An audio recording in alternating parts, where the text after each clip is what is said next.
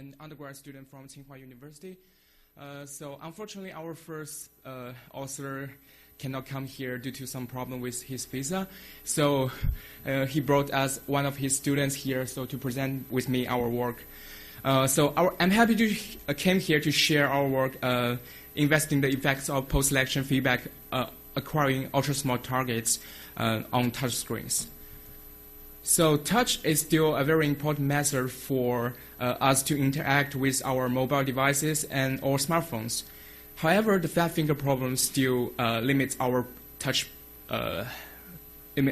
performance because of the occlusion of the contact area when we are touching our fingers, when we are touching the targets with our fingers. Users cannot see the exact contact point on the touch screen, so that they will rely on their mental model to perform the touching. And this problem gets even worse when the screen size becomes smaller and the target size is really small. For example, imagine you're targeting at a hyperlink on a website like the figure show on the left. So you'll probably be mad if you try it several times. So post-selection feedback tackle this problem by adding a ripple effect after the user lifts up his finger after finishing the touching. And therefore, the user can receive a contact point, actual contact point of where he just touched, and can make adjustment afterwards.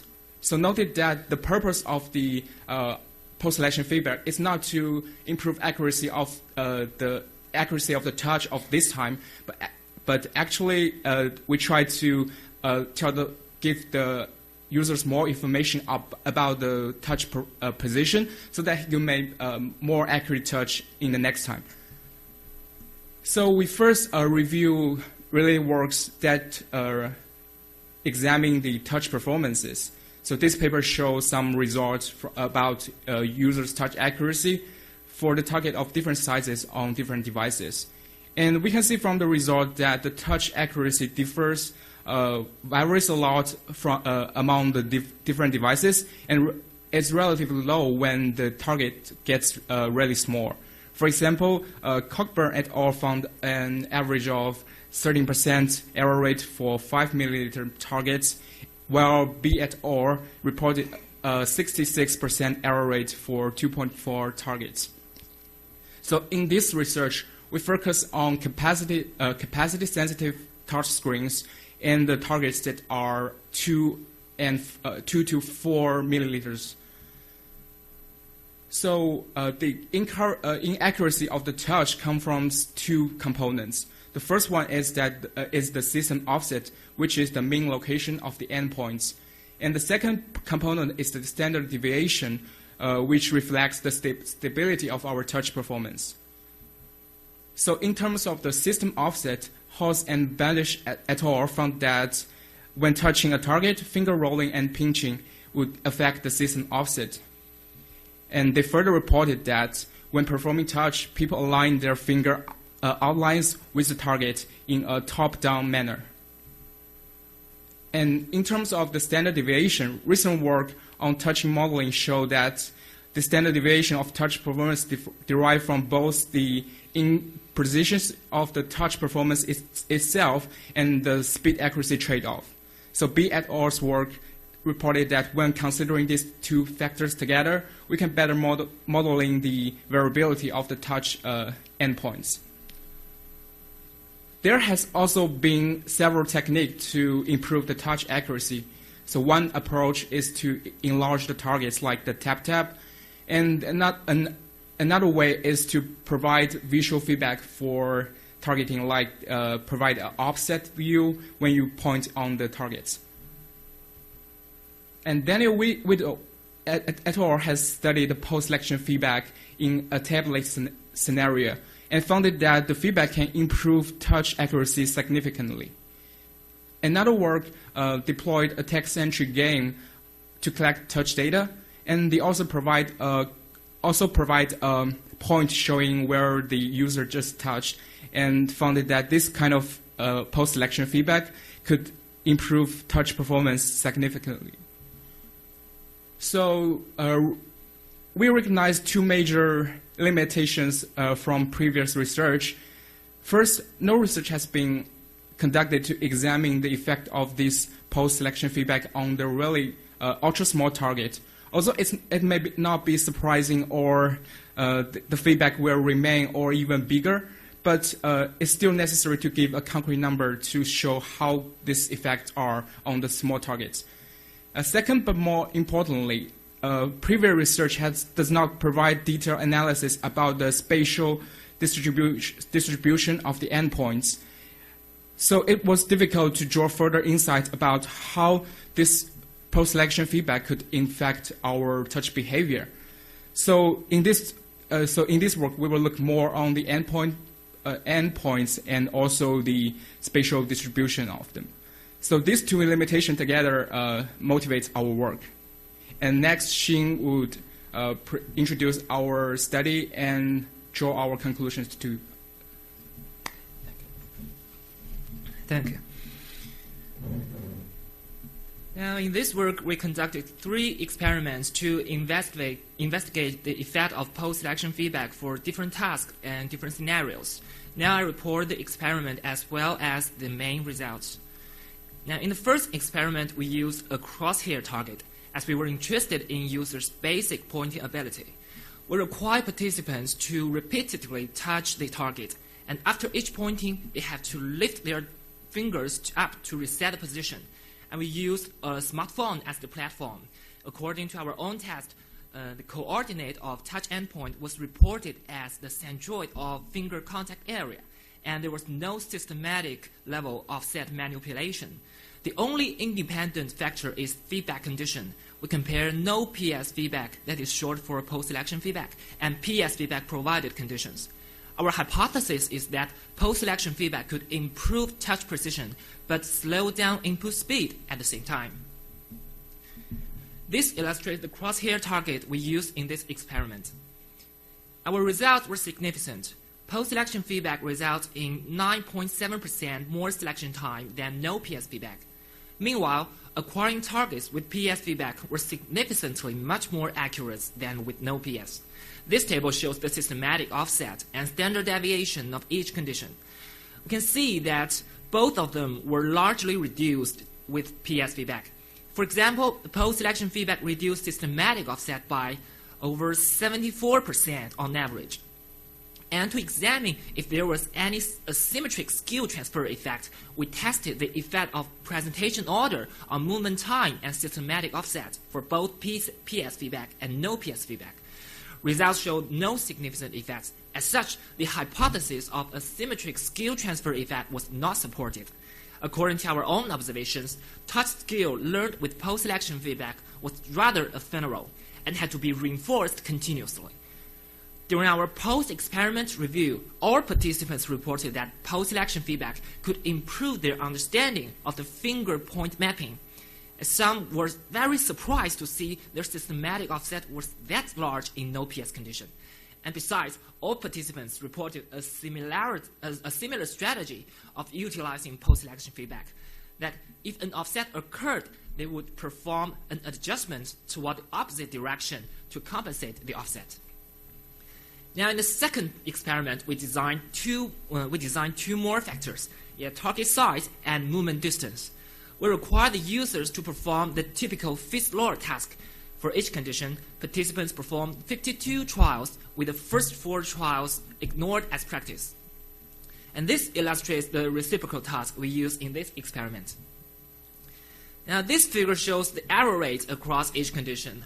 Overall, PS feedback yielded a significantly lower error rate than no PS, with an average error rate being about 10% and 44% respectively. Meanwhile, the effect of target size was also significant. The average error rates for increasing size ranged from 41% to 13%. That is, increasing size will reduce error rate, that's of course. And here shows the systematic offset across distance and size. Significant effects of feedback were found on offset in both X and Y dimensions. Systematic offset got smaller as distance increased, and no significant effect of size was found on the offset in either X or Y dimensions. And there was significant effect of feedback distance, and size on standard deviations in x and y dimensions. Post-selection feedback reduced deviations by 32% on average. Increasing target size and increasing distance would both increase endpoint deviations. And we fitted data to the effective width model of Fick's law. We got an R-square value about 0.94 for both PS and no PS conditions, suggesting a good fit of this model. In general, providing a PS feedback requires users to spend more time in pointing. And now in the third experiment, we tested the effect of PS feedback in a more realistic scenario by asking users to perform pointing tasks on a real smartwatch. In addition to the factors we have tested in the previous experiments, we also tested the effect of postures, that is sitting and standing. Now, in this experiment, two circles were displayed on the watch screen, a reset circle and a target circle. The reset circle was always 4 millimeters wide, and for each trial, the participant first touched the reset circle and then touched the target circle. If the participant missed the target, an audio feedback would be played to notify an error, and then the participant would have to repeat the acquisition until succession. After that, a new pair of targets would appear on the screen for the next trial. The system will record the total time and repetitions of each trial. Now, the mean target acquisition time was about 900 milliseconds for PS feedback and about 1.5 seconds for no PS. It was not surprising to find that PS feedback improved selection accuracy and thus resulted in less time of completion. And we also defined the error rate, just as this figure illustrates. The error rate is defined according to the number of repetitions required to successfully acquire the target. For example, if a user hits the target at the first trial, the error rate will be 0. And if at the second time, the error rate will be 50%, and so on. And we found that feedback, distance, size, and scenario all yielded significant difference on error rate. Now, as a summary, we know that providing post-selection feedback can significantly improve touch accuracy. But both systematic offset and standard deviation can be largely reduced. You can see these numbers here. And user subjective feedback also supported the results. Now we perform some deeper analysis about users' touch behavior with and without a post-selection feedback. To do this, we first conceptualize some adjustment behavior of touch. Suppose there's a target on the screen, and a user touches it with a touch point landing from a distance dx from the target center.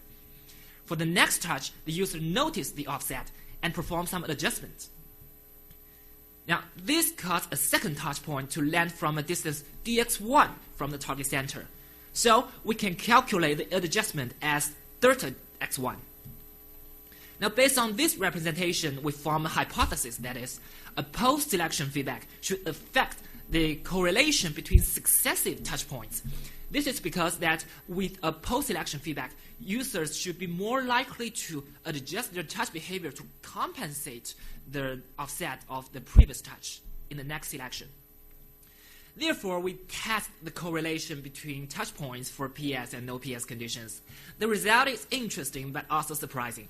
We found no correlation for PS condition, but significant correlation for no PS condition.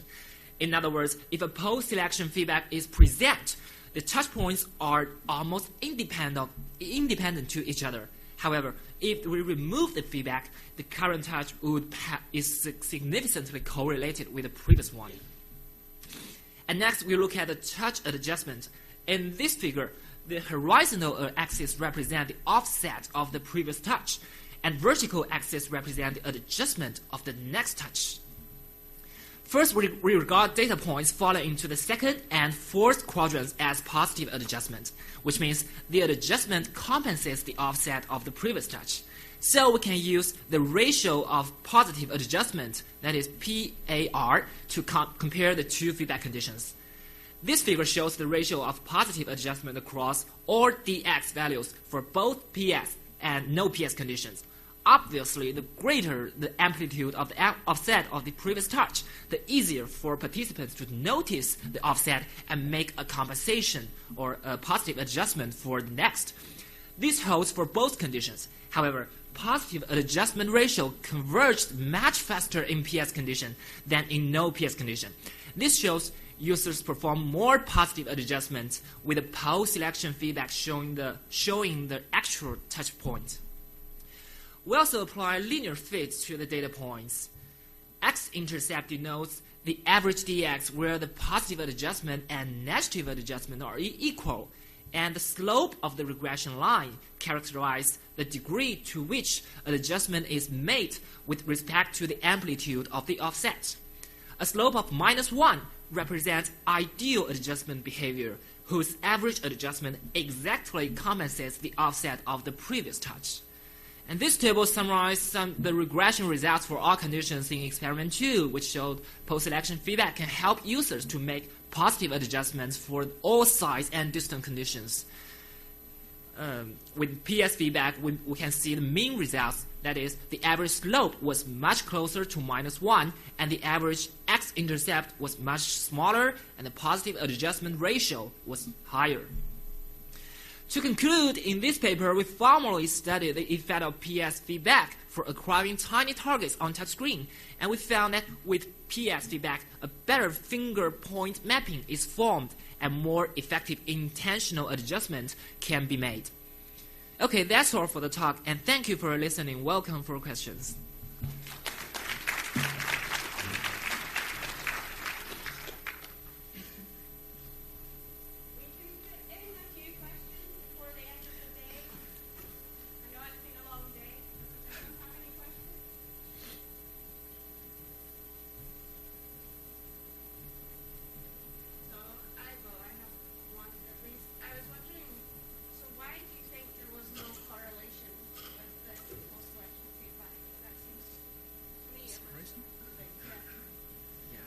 So we will guess that there exists a migrating effect for the non-feedback situation.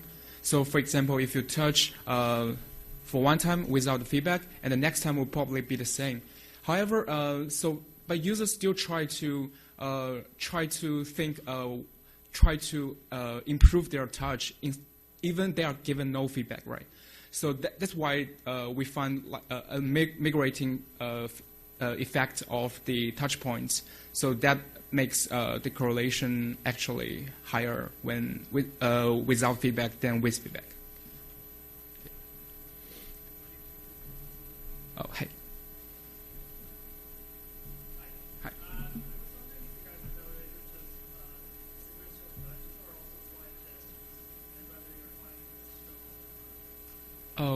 Which experiment you mean?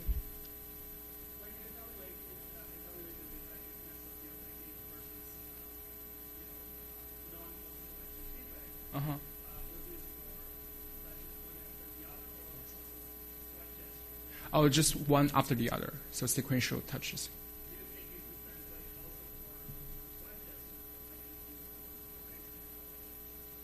Oh, so actually, we did back and forth target selection in like the pilot test. So we also find significant improvement with the feedback. So we would anticipate that it will help also with the gestures.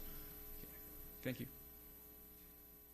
Okay, thank you very much. Have a great day, everyone.